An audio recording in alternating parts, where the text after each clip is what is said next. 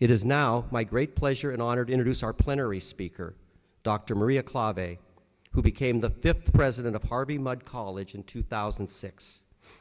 She is the first woman to lead Harvey Mudd since its founding in 1955. Prior to that, she served as Dean of Engineering and Professor at Princeton University.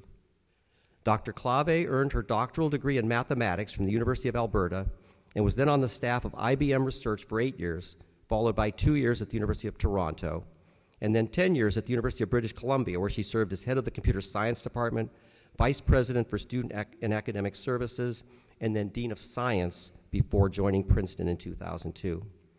She's held leadership positions with the American Mathematical Society, the Computing Research Association, the Society for Industrial and Applied Mathematics, the Canadian Mathematical Society, the Anita Borg Institute for Women in Technology, and the Institute for Pure and Applied Mathematics. She is a member of the Board of Directors of Microsoft Corporation and a board member of Broadcom Corporation and the nonprofit Math for America. She's a fellow of the American Academy of Arts and Sciences, a fellow of the Association of Computing Machinery, a trustee for the Mathematical Sciences Research Institute at Berkeley, and a member of both the Stanford Engineering Advisory Council and the Advisory Council for Computer Science for the Computer Science Teachers Association. She's won multiple awards, including 7 honorary doctorates. It's a great honor to have President Klawe address us this morning. President Klawe.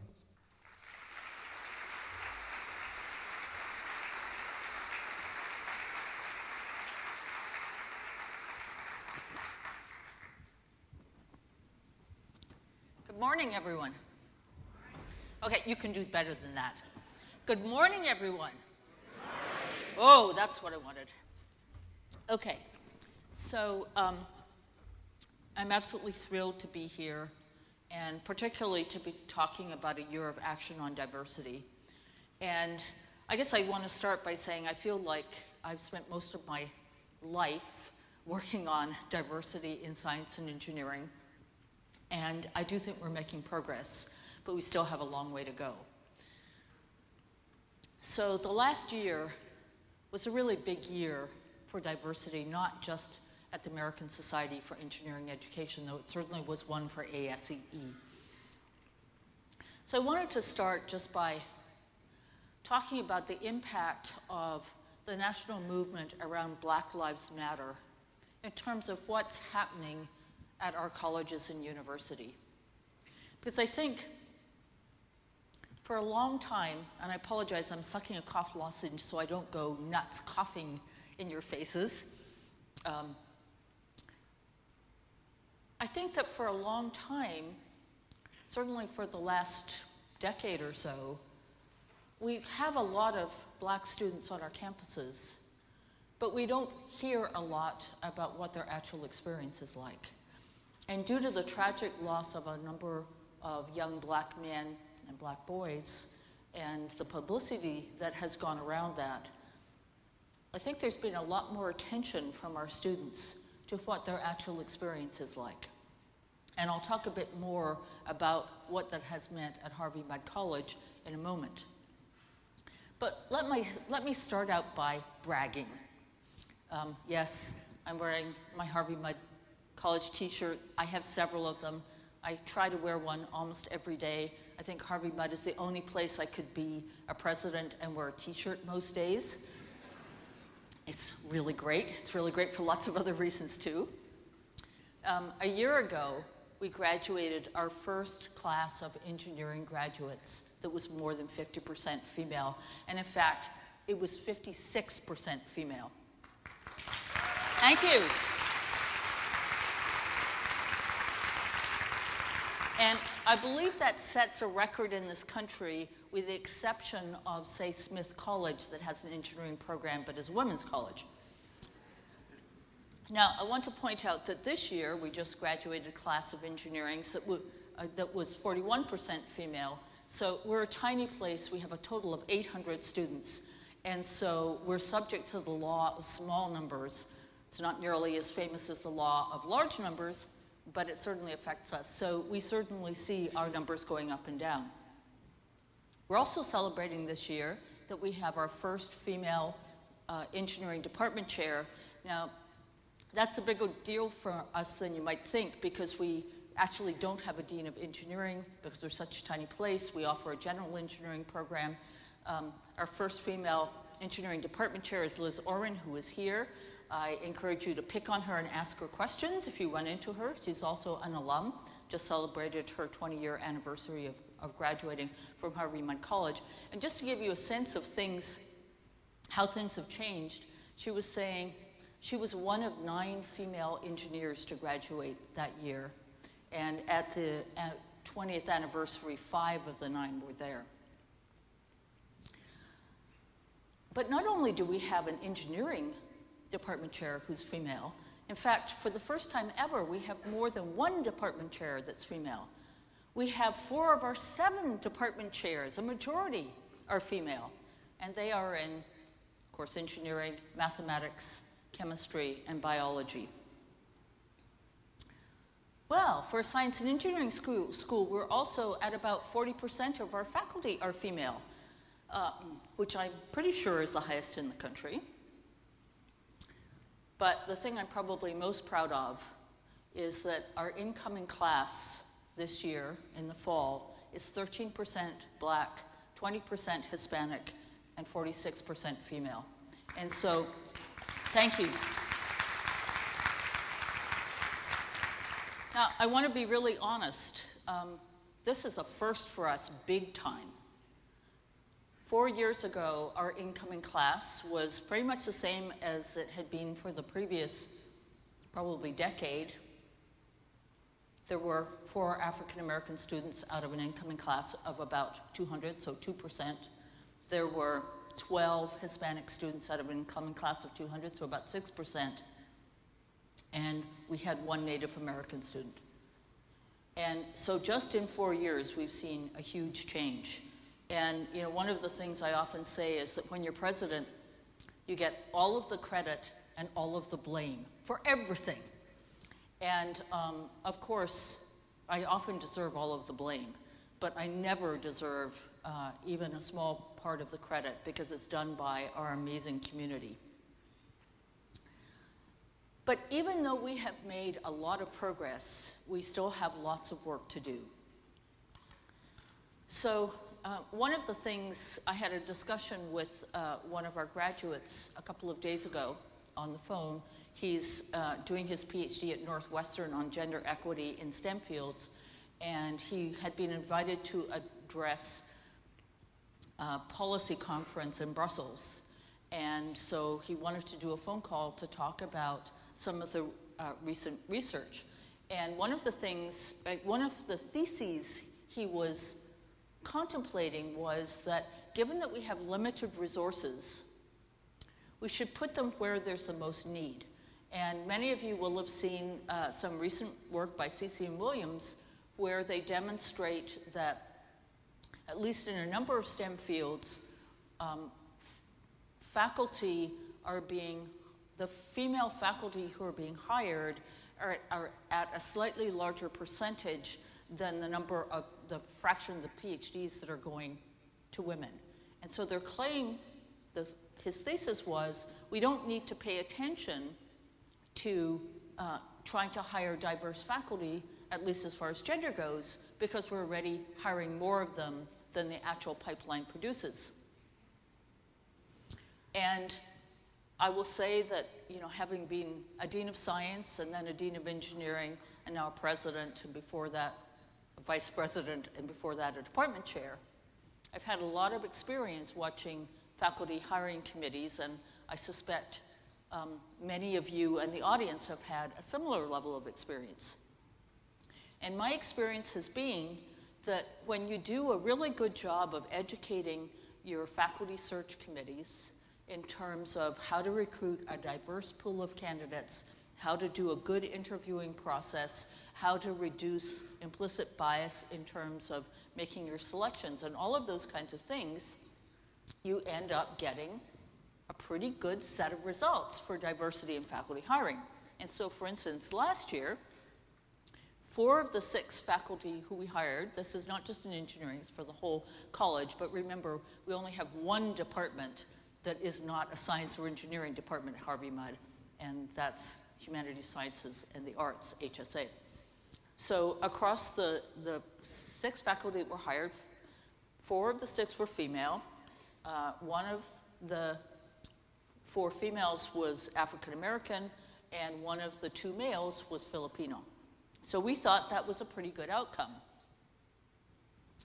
But this year, we hired 5 faculty. All 5 were male, 1 was Hispanic. But out of all of those searches, only 1 female was interviewed. So what happened from one year to another? How did we go from having very diverse sets of candidates being interviewed to having mostly just men and mostly just white men being interviewed? Well, it was a question of we weren't paying as close attention. And so, you know, one of the things that I feel very strongly is that if we're serious about having a more diverse community in engineering, it's not something you can just do for a couple of years. It's not even something you can just do in terms of student body and the faculty that you recruit. It's something that you have to work on day in, day out. So, in particular, one of the things that's been interesting at Harvey Mudd is that some of our students from underrepresented groups, so female students and students of color, are starting to actually talk about the fact that they feel less supported. And ways that they might feel less supported might include, and I'll go back for a second before I talk about Black Lives Matter protests. They might include, for example, being a female student in a department where all of the lecturers, invited speakers, are male, and where none of the invited speakers are people of color. Or it might be being a female student in a department where, in fact, the majority of the students are female, but almost all of the awards went to male students. Or it might be being a student of color in a department where many of the examples that are used in some of the assignments really imply the kind of experience you would happen if you came from a middle class or upper middle class background as a kid, but not so much if you came from a life of poverty. So, you know, I think one of the things that happens is that when we start to think about diversity and think about how we ensure that all of our students, independent of gender or race or sexual orientation or anything else, feel supported, it really raises the standards on the kind of inclusive environment. So Harvey Mudd, our theme for the coming year is excellence and inclusion. And thank you. And you know, one of the things I will say is, when I first got to Harvey Mudd, as I said, diversity has been a big thing for me my entire life. Why? Because I was born at a time, 1951, when girls were not encouraged to go into math or science or engineering. And I just happened to be one of those kids who hated all things girl, loved all things boy. And I was lucky because I was the second kid and my dad really wanted a son. And given that they were only expecting to have 2 kids, he just treated me like his son, so I got to do all of the woodworking and gardening and adventurous things with him, while my older sister got to do all of the dishes and cooking and kinds of stuff. And then 2 more kids came along, but I was still my father's son. But to the extent that the first time I was pregnant, my dad looks at me and he goes, "Maria, that is not physically possible." I'm going, yep. But you know, I was really lucky because I had parents that supported me when I wanted to study engineering or math or computer science. But it was still true that I went through, I can remember majoring in math as an undergrad and the faculty saying, "Maria, why do you want to do this?" It wasn't that I wasn't good at math. I was really good at math. It was because they said, "You have so many other talents. It's going to be so much harder for you to be successful as a woman in mathematics because there are no good female mathematicians. Not even great female mathematicians, good female mathematicians." And I think one of the things that when you're one of the underrepresented groups, you bring with you that set of experiences throughout your career. So now let me talk about Black Lives Matter protest demands. So shortly before the end of our semester, we had a protest march on the Claremont colleges. Now, most of you probably know everything about the Claremont colleges and how amazing they are, but just for the one or two here who don't know, there are 5 undergraduate colleges. They're side by side. Altogether, there are 5,000 students at the 5 colleges, and the students can and do take courses across all of the 5 colleges, and we have joint athletic programs and things like that. And we had a Black Lives Matter protest march, and the students started at Pomona College, and it was about 100 students, and they marched across the 5 campuses, delivering a letter to each of the Claremont College presidents. And in each case, the students that brought in the letter to the college president were the students from that college. Now, I happened not to be in my office when the letter was delivered because I was meeting with some other students, but eventually I got back to my office and there was a letter. And the letter said pretty much what you would expect it to say, which is, we live in a country that is racist. The judicial system and society in general does not provide equal access and equity to Black people. And then it went on to say, and we experience that racism and those inequities here at the Claremont colleges, which I have to tell you is true. So for example, the first time we had an African-American male who was really Black and large at Harvey Mudd College, he constantly was running into people who were telling him he wasn't a Mudd student. Because in recent history, we hadn't had a student that looked anything like that at Harvey Mudd, and people just assumed he wasn't a Mudd student. I'm happy to say Abosa graduated in 2013 and is doing incredibly well and comes back to visit often to be a role model for our other African male students.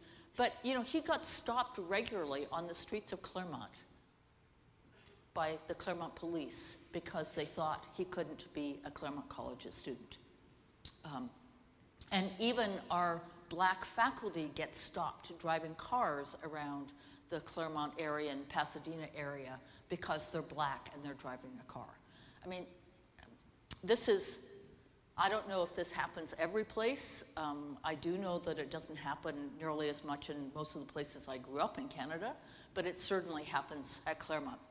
So in any case, I have this letter. I carefully write a response that says something like, I agree. I know we're trying hard to create a good learning environment, and I know that we can do better. And some more stuff, but that was generally what was in the letter. And I then ran the text of the letter by not just, my VP for communications, but also by our associate deans for diversity. We have 2 at Harvey Mudd. One is on the faculty side, Daryl Young. The other is on the student side, Sumi Pendakur.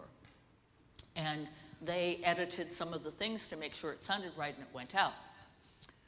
I then get a very nice letter back, email message back from the student who was the main representative from the Mudd campus, who said, thank you for your response. We particularly appreciate at Mudd how much you personally care about diversifying our community, and we would like to take a few days to think about the kinds of things we'd like to ask you to change at Mudd to make it more supportive for students of color. And then we'd like to meet with you. And of course, all of that happened. I get, an email message this long that tells me all the things they'd like to have change. And I'm quite stunned because the list is so reasonable. It's things like we would like to have each of our departments have an educational session on implicit bias.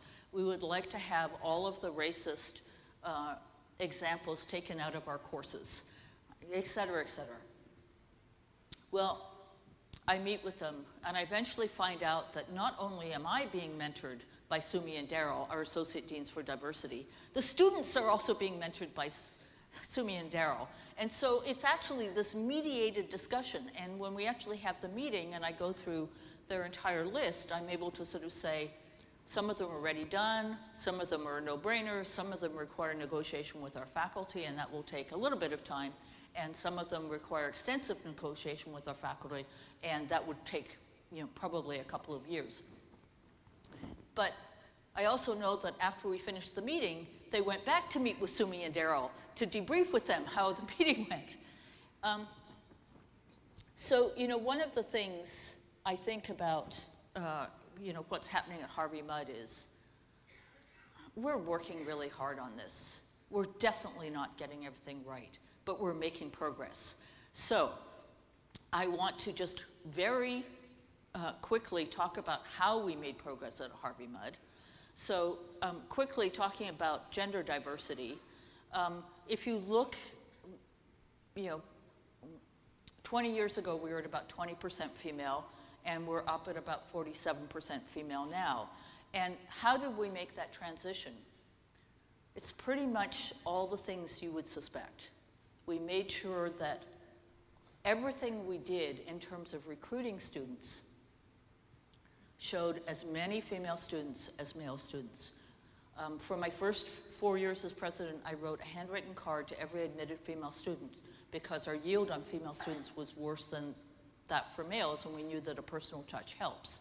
Eventually we got our yield up and I stopped writing the cards, which was a relief.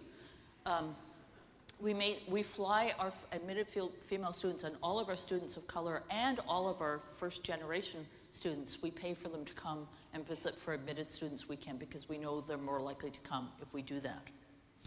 Similarly, we've made progress in terms of the percentage of female faculty. Again, it was about 20% 20 years ago, and we've been hovering between sort of 35 and 40% for the last few years. It's a question of small numbers. We're going through a phase of retirements at the moment and expansion of the college, so we're doing a fair amount of hiring for us. We have about 90 faculty, so 5 faculty hires per year is quite a lot. And some years we get a lot of women, and other years, like this year, not so much. I particularly wanted to talk about gender diversity in our engineering and CES majors. We were at about 28% female in engineering when I arrived in 2006, and at about 10% female in computer science. By 2010, we're about 40% in both, and we've stayed between 40 and 50% mostly in engineering, except for that 1 year, 56% female, and between 40 to 45% in computer science. I've already told you a fair bit about the progress that we have made with students of color. So what did we do? Well, one thing is we worked hard to hire more diverse faculty and staff. And there's no question that it helps because they are role models for our students. We certainly increased our outreach to diverse potential students. We've been very outspoken about our commitment to diversity and our progress, and been very lucky to actually have a lot of PR, largely from female leaders in the tech industry like Sheryl Sandberg, Marissa Mayer, and Megan Smith. We have done a lot of diversity training for our faculty and staff. And, as my board chair says, change is hard. Change is hard, and just, being quote unquote a top science and engineering school. When I arrived, the code word for diversity on our board and with many of our faculty was lowering the standards. And so one of the things in setting diversity as a goal for us was we made it very clear that we're not lowering any standards anywhere.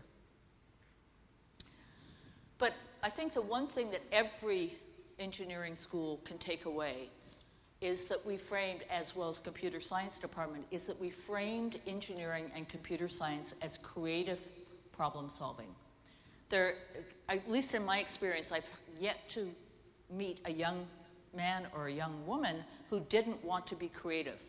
And if they're interested in any science or engineering at all, problem solving is one of the things they're interested in as well. We especially did this in our intro courses, and we made sure that experiences in our intro course are supportive and engaging, and that every student feels like they belong there. We spend a lot of time building confidence and community in our intro courses so that you don't feel like an outsider. We also have a huge emphasis, and this comes to what Woody was talking about, on experiential learning and real-world problems, because that's what motivates many of our young people today, and of course it's one of the themes for this particular conference. So, lots of challenges remain. Change is hard. There's this fear of lowering standards. Our diverse students and faculty, to a certain extent, are encountering stereotype, threat, and implicit bias.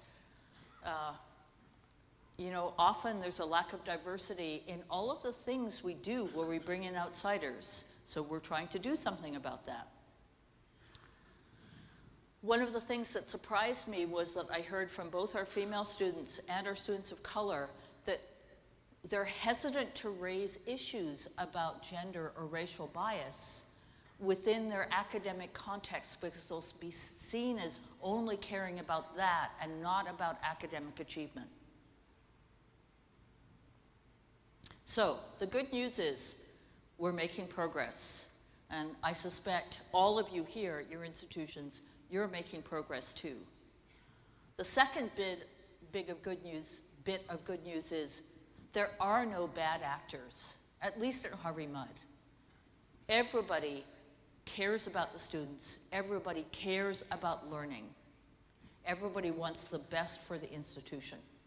So when we have difference of opinion about the best way to get there, that's just that, difference of opinion. It's not that there are good guys and bad guys. And we're receiving constructive suggestions from all groups. So I would love to open it up to Q&A at this point, and Nick is going to moderate for me and decide who gets to ask questions. Yeah, so I'll be the traffic cop. We do have time for question and answer, and I will, there are microphones on the floor.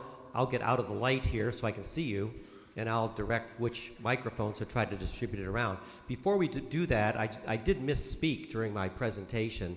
The strategic doing session is 12:30 tomorrow, not 2:30 tomorrow.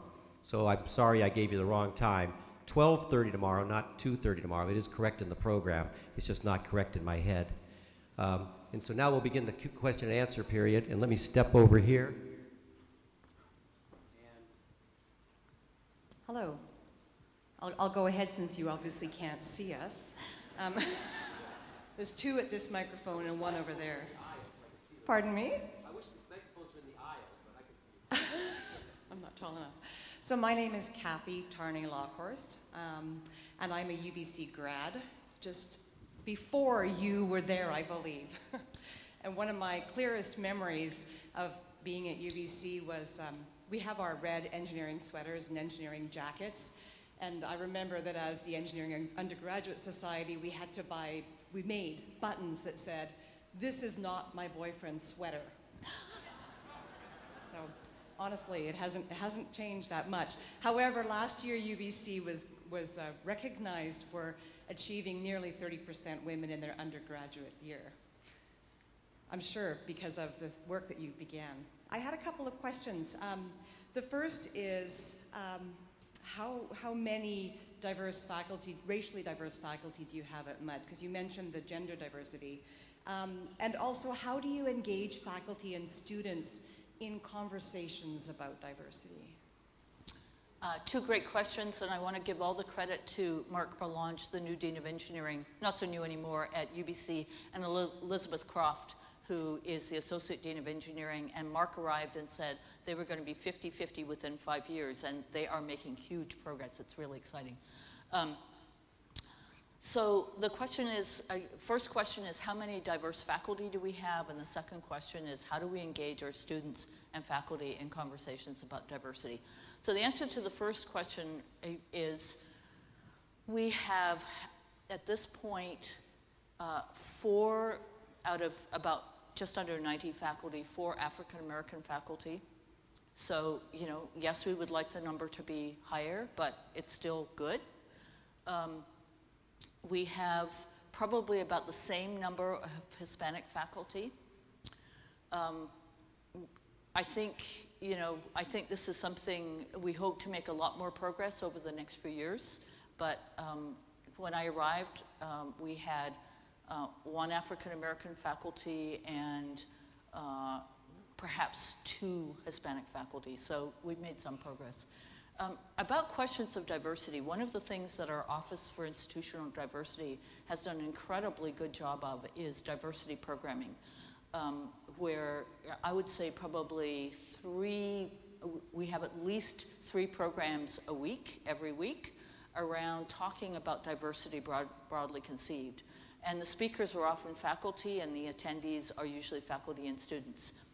And it's been on everything from LGBT to race, to being foreign, being an international student, to gender diversity, and to religious diversity. So I think one of the things that's happened is because it has been so broadly conceived, it's a lot more comfortable, I think, for our students and our faculty than if it were just about race or about gender, because it covers lots and lots of different ways of introducing diversity. We have done diversity workshops that we borrowed from Purdue University. Thank you very much. We have done diversity lecture series. As I said, our theme for this coming year is going to be inclusion and excellence.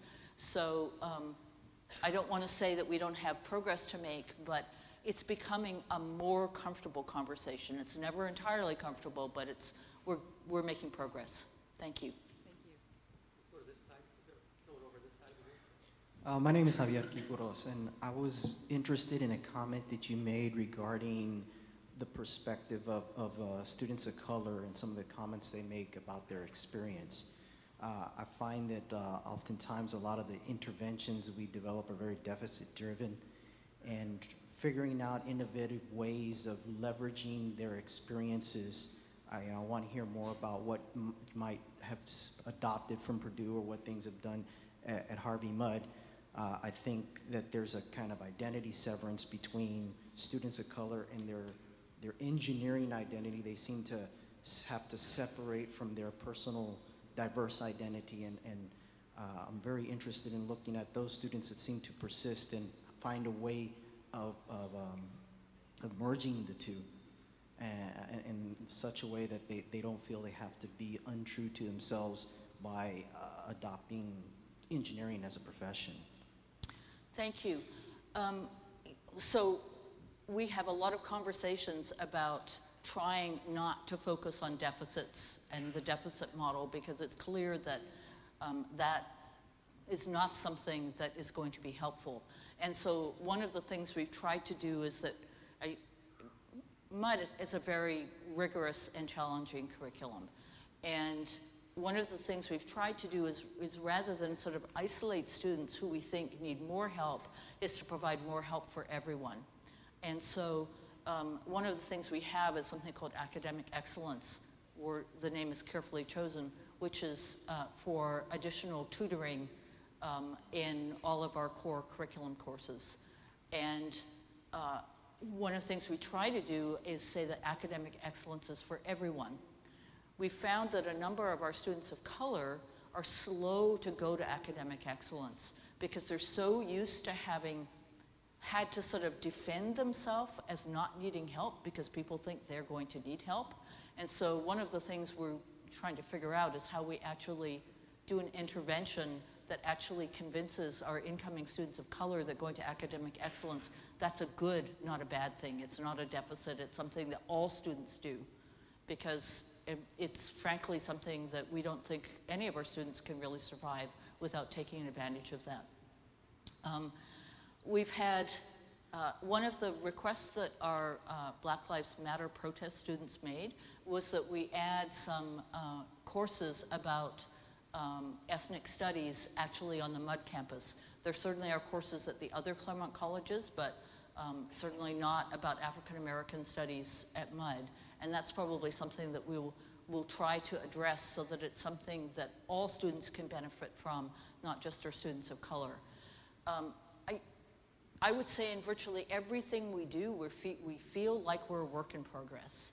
I mean, we know we don't have all of the answers, but the thing that makes me incredibly hopeful is that our students of color themselves are part of the solution and are asking how they can help in terms of changing the culture as a whole. So, you know, I don't in any way want to say that we know how to solve everything. We don't.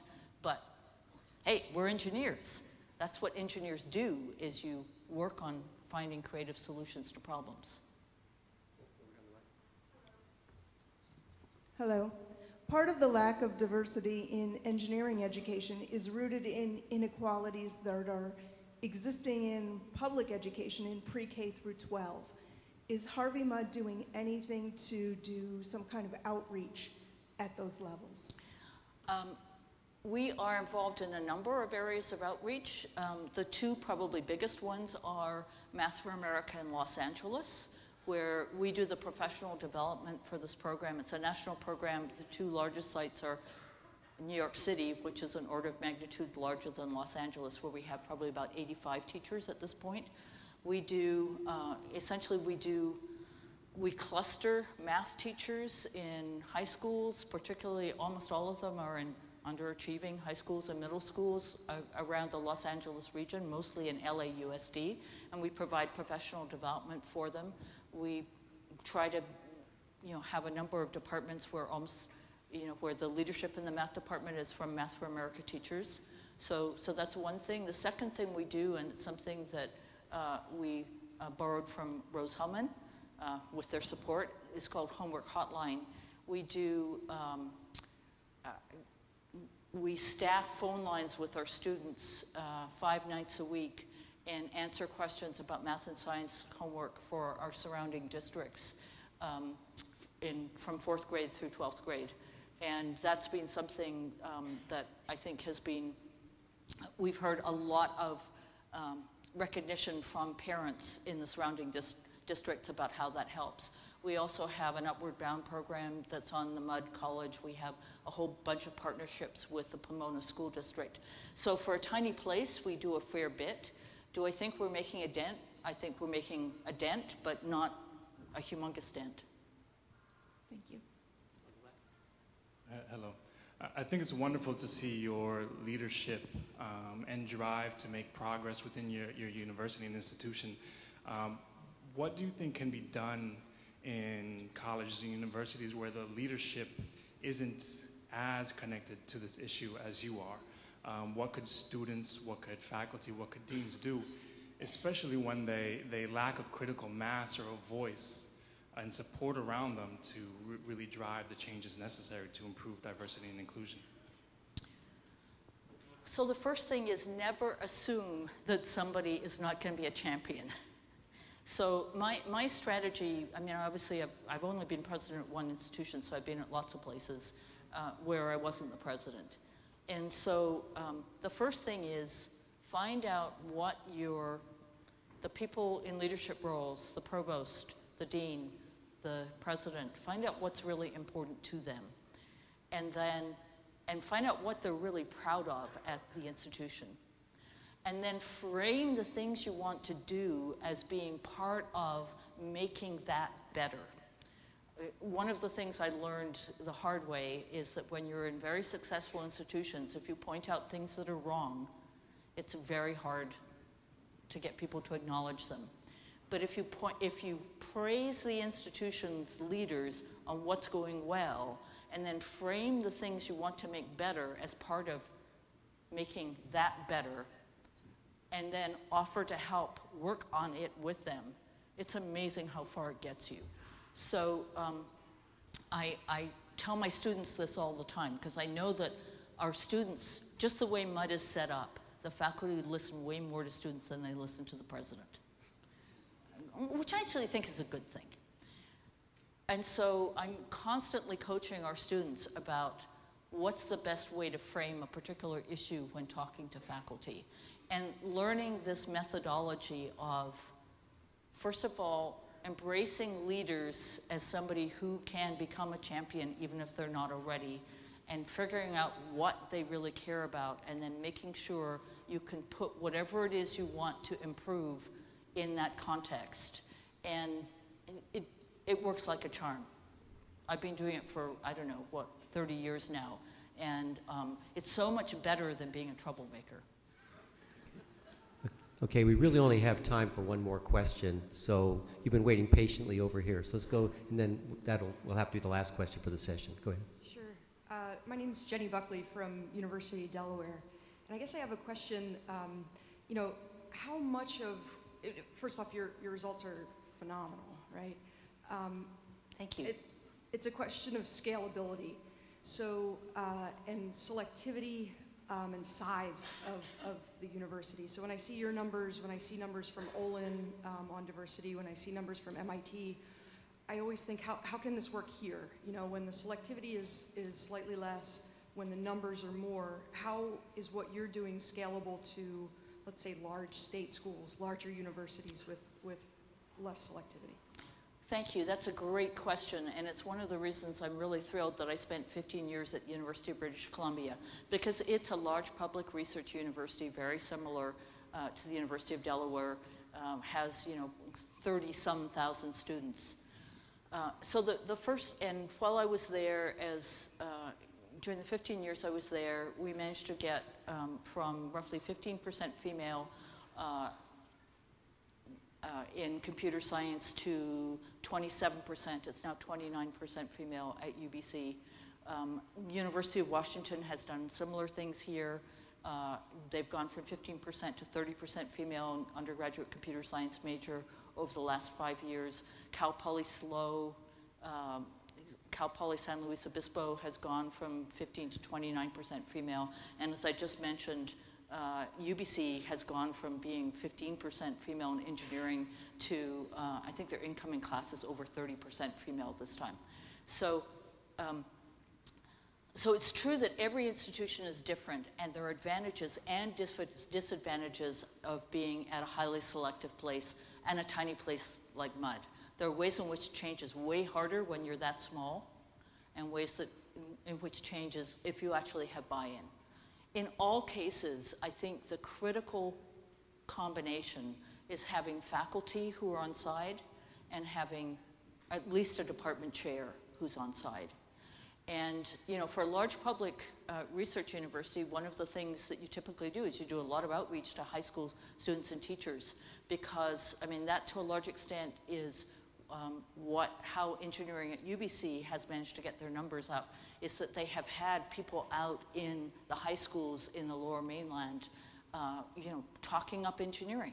Lots of young female engineering students out talking about, you know, what the career activities are like, how wonderful first-year engineering is, and all the design work and creativity that's involved in it, all of those kinds of things. That's what Cal Poly has done. So the pieces seem to be, for a large public institution, summer programs to bring in young women from surrounding areas and students of color, outreach to the high schools, both teachers and the students, building confidence and community among your underrepresented groups, because it doesn't do you any good if you get, you know, a whole bunch of African American students and they have a crappy experience, because they will be connected to future African American students.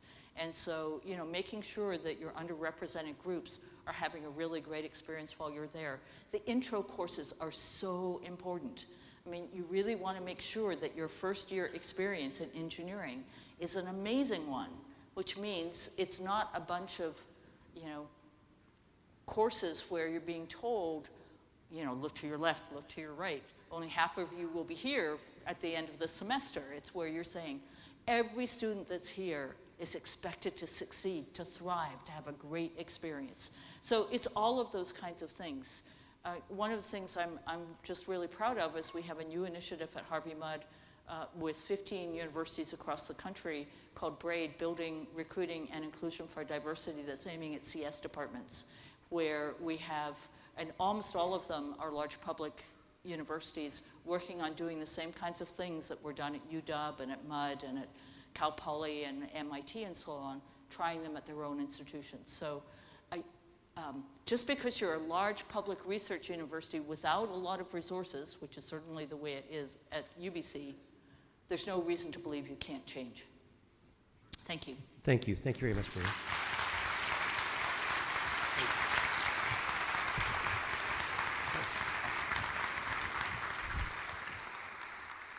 Well, that brings the main plenary to a close. Please visit the exhibit hall on your way out. Thank you for joining us this morning, and I hope you have a great conference. Thank you.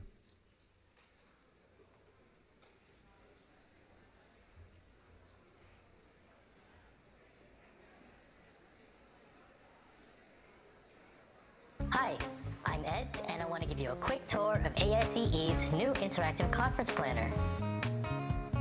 First, visit www.asee.org/ICP to access the mobile site.